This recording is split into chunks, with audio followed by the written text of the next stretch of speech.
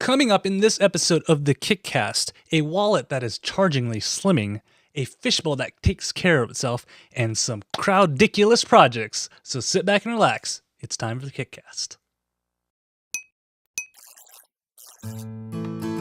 Hey everybody, it is time for another episode of the KickCast, the podcast where we go out and find cool projects and let you know if you should backtrack or sack them.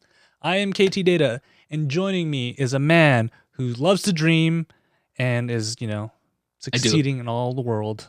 I do, and I love back and tracking and sacking. The one and only Drew Tyler. How are you doing today, Drew?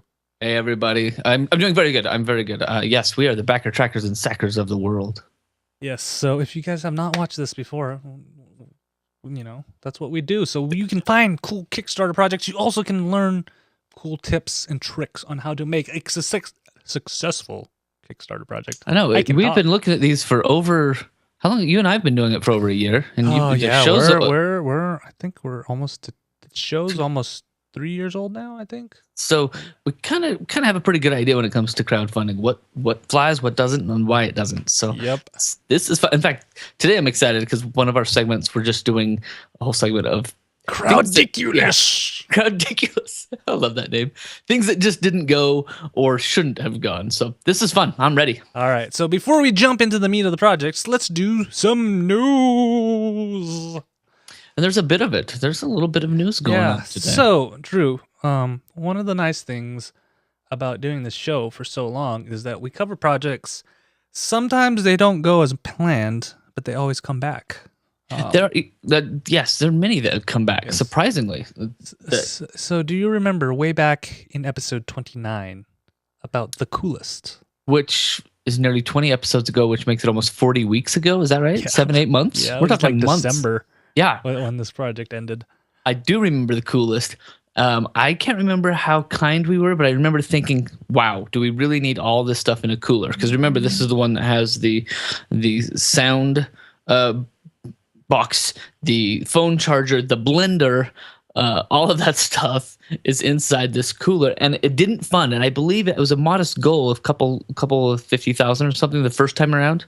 Yeah, and it didn't fund, but yet it was kind of like, I thought it made a little buzz back then. Yeah, so they made 100. They got people to pledge 100,000. But that was short of their 140,000. That's what it was. That's what it was. They were short by 40,000. So they didn't. So what they went back, they went and retooled it, and now it's back. And with 9 days to go, they're about $9 million in. And I was really like potato salading this one. I was like, okay, how in the world did they get that money? I thought somebody seeded it with millions of dollars to get it running. But then I looked, and there are that many backers. If you pull up the project now. There are that many. There's like 45,000 people backing this at $200 a pop. And I went into the comments, and there were multiple people, like line after line after line, that were saying, "Hey, I ordered 3. Hey, I want 4. Can you give me 5?" And they were like putting in $600 and $800. So, yeah, it's the real deal. Yeah, and I'm pretty sure I gave it a back, and you might have given it a track because I thought it was so cool. There was a blender in there, margaritas, and you were asking me why would you need a blender? Right, I'm like, margaritas, man. I don't blend that often, but okay. I like the idea. There's a lot of really cool stuff. I cannot believe that for me, if I would have like, okay, that didn't quite fund. Let's come back in a couple months and retool it. I would have set that lower bar, which I think they did on this one. Right? They aimed lower with their $50,000. But something in the social world just flew, and they encouraged people. It was like the call to action. They encouraged people to share it. They encouraged people to talk about the project, and it has like 30,000 plus shares on Facebook, straight from that page. Sometimes it's just about timing, because remember when the coolest came out, I could see where their plan was like, all right, let's get it by December so we can ship it somewhere in the summer. This time they launched in the summer, so people are kind of thinking about the idea, and they're like, and I think that actually helped. Yeah, I agree. So that's amazing news. I can't believe they pushed. Yeah. That makes it what is it? The number 2 funded? Yeah, it's getting into the Pebble territory, man. That's crazy. And they're only like $1.2 million off of getting Pebble status, being the number 1 funded. A cooler, a watch, and I think what was the other one? The Ouya, the game machine, or potato salad. Yeah, that did get up there. View. That did get up there. And then I think a couple games from well-known developers on there. But yeah, I'm excited for it, and I still think I need one of these. Impressive. So that way I could just have it right here, and like halfway through the show, I'll just like let you go talk about your project. I'll mute my mic and just margarita.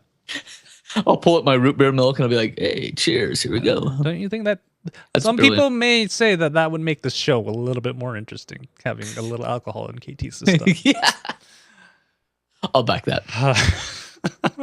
So a little bit more news. There's other little news. Yeah. So Look at my notes. This is a weird one. So what's interesting is that Staples, the office supply place. Oh yeah. They're kind of hurting because people aren't really going to office supply stores anymore. So they're always trying different things. I mean, they were the first retailer that I know of who went like, hey, we're going to get 3D printers in our shops and you can come 3D print your stuff at Staples and press the easy button. Yep. Staples was one of them. UPS tried to join in. Yeah, they were early on that. So now they're jumping in on the crowdfunding projects on there. So, but in a weird way though. So they're kind of doing this as a contest. They've teamed up with Fundable, which have you and I covered Fundables? Yes, we have. I'm sure it would have been ages ago. Yeah, but it would have been a long time ago, but I'm pretty sure we have covered Fundable, and they were fairly small back then. And part of the thing that sets them apart is you can have a private project that nobody's allowed to back unless they are a certified investor, right? I mean, that's part of their MO, that you can find a project that you're not allowed to be a part of. Mm-hmm. So what they're launching here with Staples, it looks like, is a project in which teams or anybody with ideas will grow and launch their projects in the month of October, I believe, and then September. Okay, month of September, launch your project, build the buzz, get people to kind of back it up and follow you, and then they're going to take a certain number of those top getters of is it funding and it's called Crowd to Shelf, by the way, and the winner is going to end up on the shelf of Staples. So you build it, spread the word. Top 25 are going to be put up on the Staples site to be chosen, I guess. They should have made a TV show out of this while they're doing it. Why not? It's kind of like America's Next Top, Next Top crowdfunding project. Yep. Why not? And then you get all the teams that are participating to share their episodes. So they've got the marketing side covered by the contestants. The only thing I'd worry about is these judges. I don't know how well they're good on camera. Maybe that's why they're not doing it.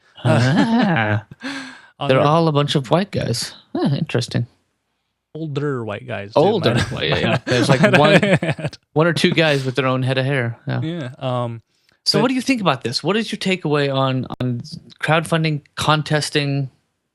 I gotta give it the props to Staples because they're struggling. They're trying to get money on there. So having them do this, it's a good idea. But I wish it was a little bit more transparent in the judging process because I don't think we can see any of these projects out, in the top 5 to see how they're judged and whatnot.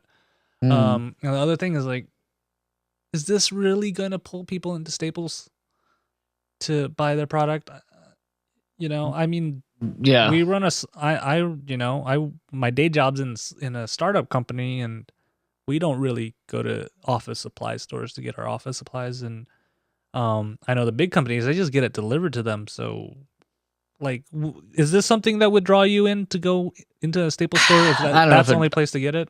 I mean, I get a lot of my stuff online or easy stuff at the bookstore while I'm standing in line. So I don't know. I don't know that this would draw me into a store. I don't know that it's going to give them my foot traffic. I like the idea, like you said. It's kind of a smart way to get together to capture something that's got a little bit of traction, like crowdfunding, and incorporate it into what they do. So I think that's good. I was just reading the end. They actually will have 3 categories of champions or awards, and one that's like the overall champion. Sounds like they'll have the people's product and the judges' favorites. So they are, at least, we haven't seen how they're going to do that rubric of how much do the judges' votes count for and how much does the actual score of the customer votes go. But it looks like they're balancing that out. Okay, but would I go in for it? Probably not. Yeah, and the one thing that's good is that Staples is not really taking any of the IP or This is good. on there, so you can expand from staples, which is that's a really important thing. I'm I'm a huge proponent of owning what you create and being able to do whatever you want with it on there. So it's good luck. I mean it's a good way to get exposure to some projects, I have to say. So good luck to all the people trying on there, and maybe we'll follow and see who gets it by the end of October or something, when the actual judging's done, or December 10th. So it's 2 months. Still a while away. Yep. Okay. So that was staples. And then our last news story today is all about, for all those project creators, one of the things is everybody's like, well, how do I get people to see my project? And this Forbes article is actually a great way of doing it, where they're like, well, don't go for the mass appeal. Let's not go with the broadcast television model where you're trying to appeal to the mass market. Let's go with, well, what a lot of internet things are, and even how this show works is, let's find your niche or your niche. I don't know how people say it, but I'm going with niche. Niche. I always have. Yeah. On there, and target those, find those hyper focused there, and that's where you're gonna make the most effect. And I have to agree with him. There are very, very few projects out there that are not hyper focused that will do well, i.e. the Pebble. But even the Pebble, when it started off, that was straight up for geeks. I mean, if you think about it, not too many people really want to have a smartwatch on their hands, but now that's like all the craze. I love it. I had 3 conversations this week about how cool my watch is. Yeah, and I mean, so there, I can see that. I mean, the chemistry textbook, that's not going to appeal to a lot of people that we covered. A lot of our projects are, for small markets, and you just got to be able to find those. And it goes back to just building that community and posting and, being part of it. I mean, Bill Duran, like I'll go back to that. Bill Duran, Punished Props. He made the space gun. I think we actually covered it here. We had an interview with him before. The way he started off, he was actually working a day job, and then decided to kind of quit his day job and pursue his dream of being a prop maker and making a living off of that.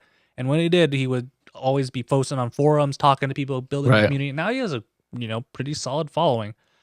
Same idea for your crowdfunding project. Just find that community, target them, and get them. Because in all honesty, if you do the mass market one, I don't know how, Drew, you're the more PR expert. If you do mass market, you'll get maybe 1% interaction.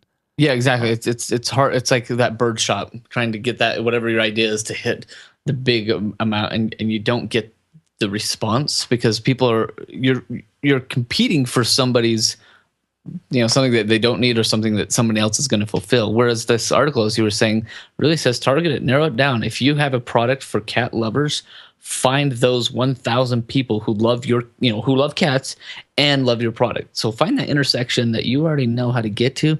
And you can really, like you're saying with the guy with the Punished Props, find those people, whether you're building that audience or you're going into that audience that's there and saying, here's what I'm building, who wants it, and what's a good price point. I mean, it's all about that market research. And to do that with a smaller niche, you can be successful with a broader, I guess, a larger percentage of those people. Even if that number is smaller, you'll do better. I mean, a great example of that is the guys at AuraBrush.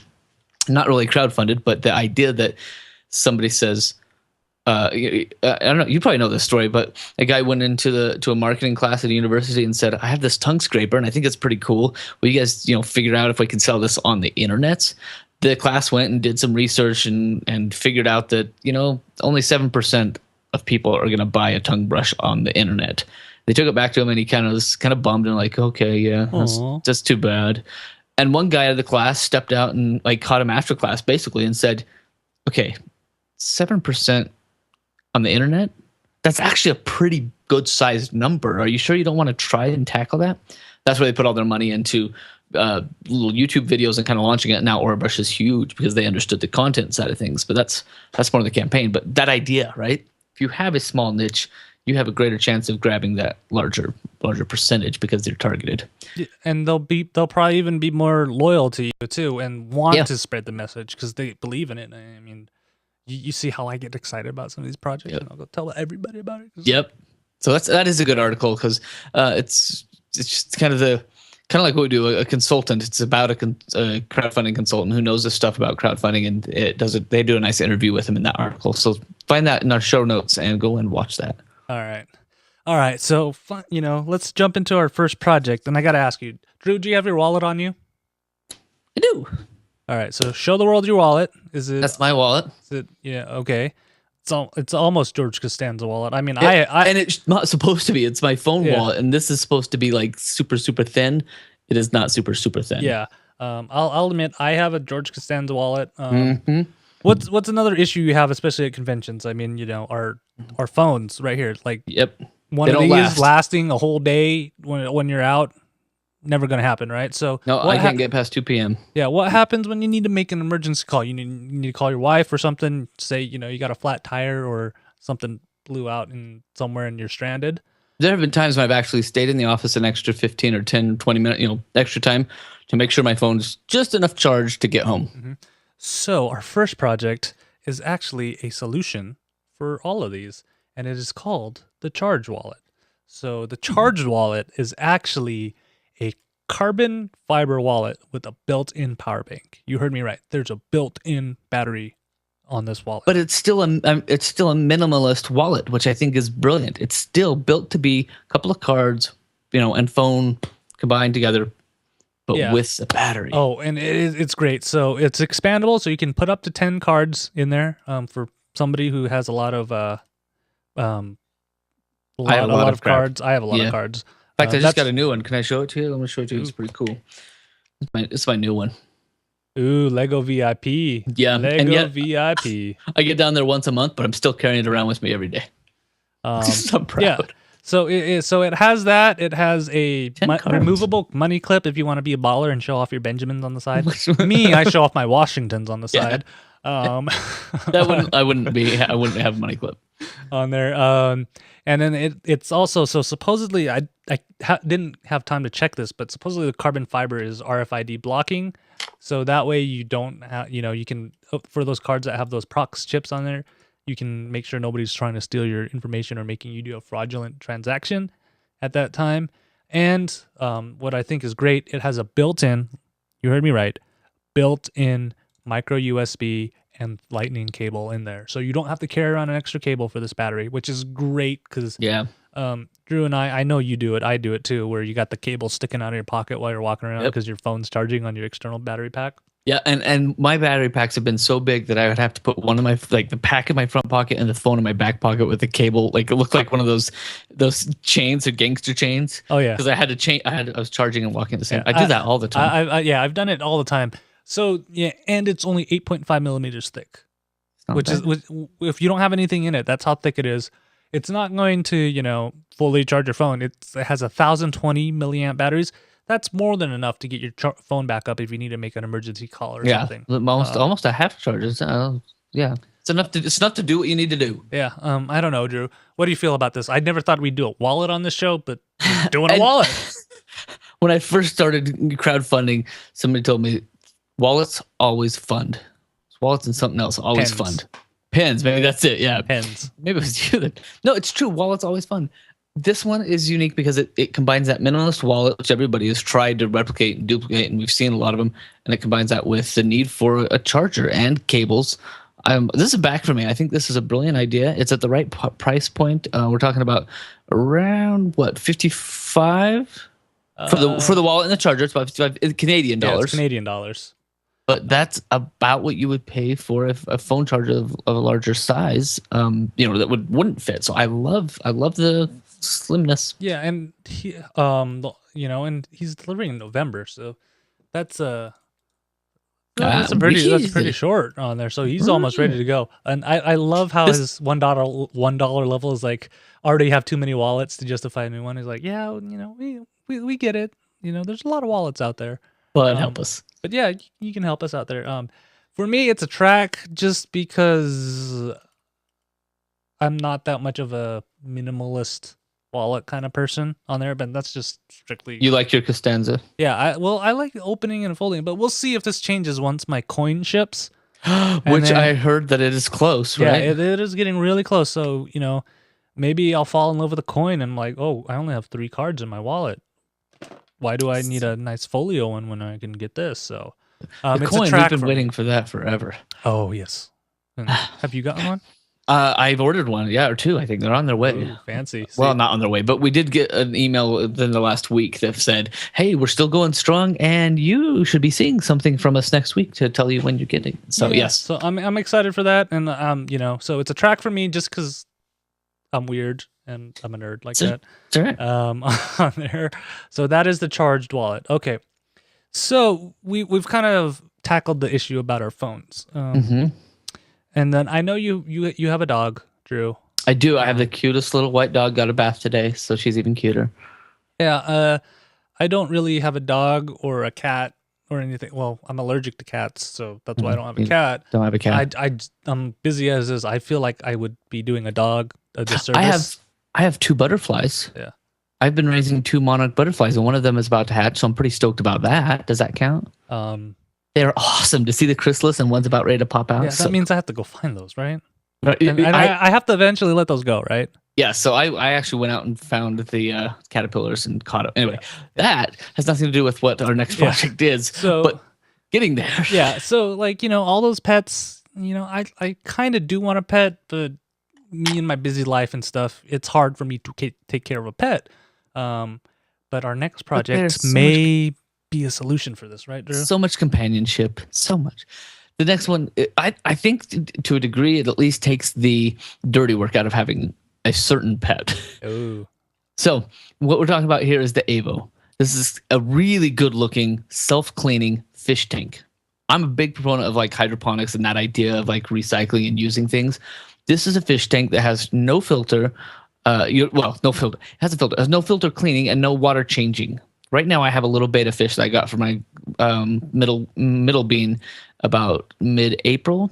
I cannot believe that fish is still alive 4 months later. I totally expected this to be here's your beta, right? Still alive, going strong, but I change the water every couple of days, every 4 days or so, because it gets really dirty because that fish poops a lot. This Avo it's brilliant. You've got plants in there that keep the water clean, that give it a great look, and then the filtration happens. The fish poops, it kind of creates this ammonia in the water, but that bacteria in the self-maintaining filter turns that ammonia into nitrate, which then is a plant fertilizer, so that's what the plants eat, and remove that out of the water, keeping it clean. So this is that same idea, and I think we saw, well, at least you and I in our research, I don't remember if we did the show or not, but there was one called Aqua Sprouts project that was similar, but they had the plants up on top. So you used the plants on top to clean the fish tank underneath and just kind of do this cycle. So you don't have to change the water out because it's constantly being cleaned. This one puts it all into one kind of maintained ecosystem. Absolutely love the look of this one. I think it's just beautiful. The heating's all taken care of. You can set the temperature to what it's supposed to be like. It's kind of, there's a lot of really cool cleverness that's happening with this project. The plants that you put into it, the look that it adds to any classy place. I don't know. What are your thoughts on this one? I love it. Yeah, I actually went back and looked in our archives all the way back in episode 4. I covered something called the goldfish garden, and it actually followed this kind of the same technique, but it didn't look as pretty. Mm-hmm. And I later found out that the design of the goldfish garden, the bowl was too small for a goldfish to grow up. It's good for when they're tiny, but they need a lot more space than that. So I actually like the Avo a little bit better than this because it looks pretty, and now I know it's for betas and not for goldfish because I learned something. Yeah, but it's beautiful. Now, here's my one hesitation on this. This is in what, British pounds, I believe? Yes. Yeah.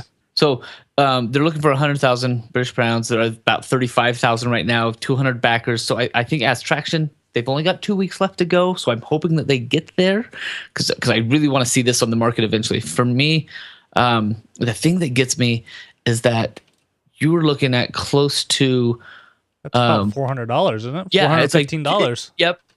It's about 250 pounds. It's $415 to get one tank in that startup kit. Oh, that's so expensive. Which is almost, they say that's almost 100 pounds off of, which would be nearly 180 something pounds off of the retail price that will come out. I don't know. I I honestly, again, because I thought my fish was gonna die, I got a beta for like $2, a little 2-liter bowl for it to live in for $5, and I even splurged and got little colored rocks to put in the bottom. Yeah, I mean, it's a little bit pricey for me. 500. I mean, because you could The shipping is another 100, I think. Yeah, you could probably find the plant and build this on your own. Yeah. I think you'd miss the design. I think you'd miss a lot of the aesthetics of this one, but the concept you could probably redo anytime. I love the look of this, and that's why I kind of go, maybe if it showed up in my PetSmart and it were in closer to $100 range or something. That's my question. For me, it's a track. I hope they do it. I hope they nail it so that it can come out. But for my budget, I'll probably make it my own. Yeah, this one's a track too because I mean, as much as I want a pet, it's a lot of money for a pet. Yeah. And it's not even a dog. And you can't even pet it. You can't hold it. My little girls try to pet my fish all the time. I can like talk to it, but it's not gonna talk back to me. And like, if I get boring, it's just gonna go swim away and hide under something. And I'm like, oh, all alone. Even my fish is ditching me. We don't need that. We don't need that. All right, so that's the Evo. Again, double track. So all right. So we kind of teased this at the beginning of the show. We have instead of a third project on this, we found we found some interesting projects. Too many interesting projects to neglect. Yeah, and so we decided to call it Crowdiculous. Crowdiculous. So here are some projects that when we went through our through our planning, there were some, projects that were like, yeah, okay. So the first one, Drew, remember last week we talked about orgies. Now we're gonna talk about double fisting, making double fisting easy. I'm just saying. And I cannot believe this. You and I, this is just so not us that it's hilarious. So the drink and double fisting made easy project is this simple, and I'm going to give it 60 seconds. I think that's all it warrants. Some guy came up with a silicone band that you can wrap around your fingers and or a cup. And his brilliant idea is that you can hold 2 cups at once. I don't know how many times I try to do this because I think I could probably count it on 1 or 2 hands. So this new design is like you slide your hand into the silicone and then the 2 other rings go around a cup, or I guess 2 rings go in your hand, 1 ring goes around a cup on the outside of your hand while you grip a cup on the inside of your hand as shown. Oh, I love our chat room. I haven't been in there. I gotta check that out. So to me, this is, again, the name ridiculous. I'm sure it was like a shock factor. Hey, this is funny. Maybe I'll get some coverage or some play out of that. But if you notice, he was at 0, 24 days left, 0 funds. He hasn't even kicked in 10 cents for his little silicone thing. So that's it. That's number 1. Yeah. And might I add, double fisting never ends good. In general, that's just all right. So, I don't even know what you're talking about. All right. Speaking of drinks, let's go on. Let's go on to the next one. Is Slip Me Not. It is a drink spiking preventative because that happens when you're at parties. Somebody might stick you a roofie or something, and that is bad. Yeah. Yep. So what is this? Is essentially it's a Saran wrap with a hole in it. I'm sorry. It is. It's a press and seal. Because you can wad it up and unwad it. Yeah, I'm sorry, but that's what it is. Yeah. And it comes with a good intentions to do something. Yes. But it's just a little bit ridiculous because you're at the club and you're like, here, I'm gonna use a straw to sip up my drink. Or you're gonna look ridiculous, and if you're that worried about people putting stuff in your drink. I don't know. I don't think don't leave your drink behind. I don't know what the big deal is. Follow the path of your drink. I know sometimes it's hard, but I just be. I know. Oh man, our chat room. You're so distracting. But I'll tell you, I found on Indiegogo there was another project that kind of was in the similar vein, but instead of covering your drink, it was an actual drink thermometer of sorts. You put it in your drink and it could tell you whether it had been tampered with or not. That to me is a little bit safer, a little bit more tech savvy. I don't know. Yeah, and what happened? I don't know how hard it is to puncture this. Somebody could puncture it fairly easily. Right? Yeah. So I don't go to places where people can mess with my drinks unless Olive Garden is going to start slipping me a Mickey or something. So that's number 2. Okay. All right. And number 3, Drew, I'm giving this one all to you because everybody knows how I feel about these help me make a YouTube channel type things. Yes. So number 3 was kind of, I'm hoping it was just a joke, but basically this is a guy's project. I hope I can say his name, Nick Lavalley. Is that right? Lavalley? He's a comedian, so this is funny, and I'm hoping this was just a big joke for him. But this was a movie review video thing, which the title itself kind of tells me that he's tongue-in-cheek in this. He wanted $22 to go to the movie and make a video of it, to do a video review of it. And Guardians of the Galaxy. Guardians of the Galaxy. And he was like, the video review thing will be posted to the internet for millions of people to enjoy. It's not, it won't feature clips from the movie, but it'll feature my opinion about the summer's hottest movie. And then his challenges, and that was it. That's like the project. Oh, yeah. blurb. And don't forget about him getting the kid pack, which is a scoop of popcorn, a small soda, and a small candy. He breaks it out. He's like, I want $22. I want to pay for the ticket for the IMAX version and get a small soda, small popcorn. Biggest risk is that I'm taking see this movie with the possibility that I might not enjoy it. I'm still going to make the video review thing regardless of a negative opinion. So I really think this is hilarious. But he made $41 on this. There were 10 people who wanted him to go see this movie. What I love about this is that he's already created two other projects, I guess, and backed many projects. So I can tell this is kind of a funny bit, but it's just funny. He just wanted tickets to go see a movie. Yeah, let's crowdfund that bad boy. Let's do it. I hope it's a performance art, and luckily this is not big enough where it's gonna get a potato salad level. I actually found one project this time going. I'm like, you're a little late to the party, man. No one cares about this anymore. Yeah, this guy's funny. In fact, if you look at his stuff, he has a video, like he does a lot of comedy songs, and one of them is about how he loves Sally Struthers, and she's in the video with him giving him kisses. Him and Sally Struthers. I know, it's amazing. Yep. Oh, and don't forget, you could watch the movie with him. It's true, you had to pay a lot. There's a limit of 100 of those, and one's already been taken. Yeah. For $16, you could hang out with him, but he doesn't cover the travel to New Hampshire. I'm tempted to back for just to follow. Like, I want to follow and see what his review. I'm sure it's just gonna be right there in the parking lot as he walks out. Hey guys, that was a great movie, dude.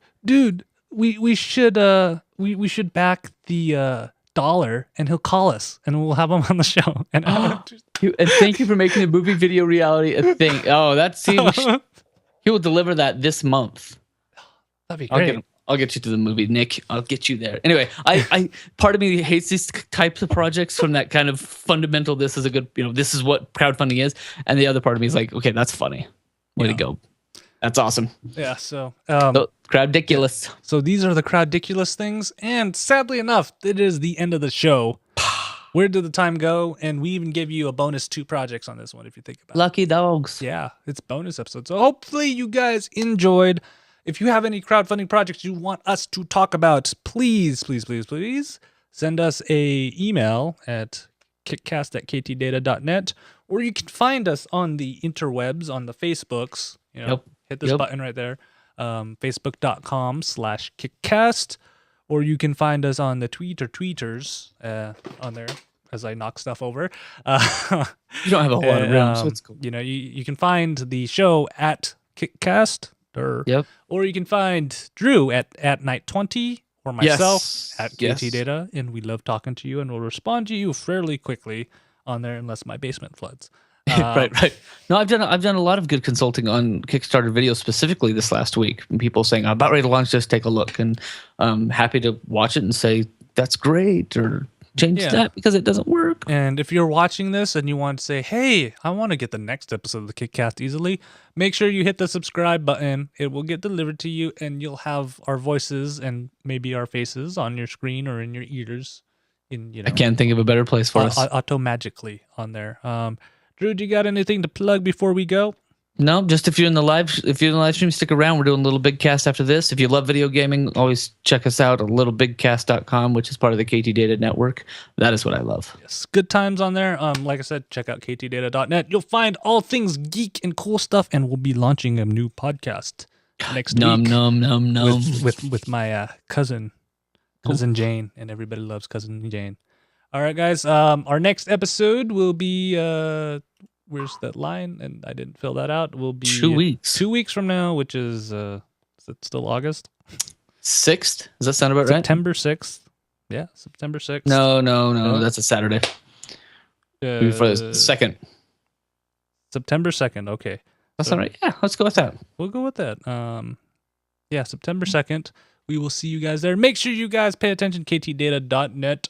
twitch.tv/live. You can join the chat room. The chat room's just making me laugh and They're crazy and hilarious distract today. us. So join in the distraction or ask legitimate questions and we answer them on the show.